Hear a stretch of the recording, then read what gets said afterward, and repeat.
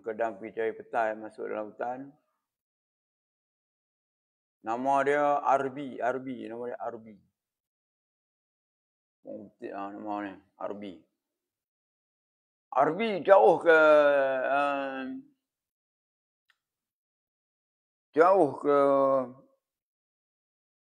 nak masuk hutan nak ambil petai ni. Kan? Arbi kata tak jauh sebatang rokok. Tak jauh sebatang rokok. Jadi Uncle Dan ni kan. Kalau sebatang rokok ni. Kalau kita hisap rokok. Dalam 10 minit, 20 minit lah. Sampai lah. Kalau hisap rokok.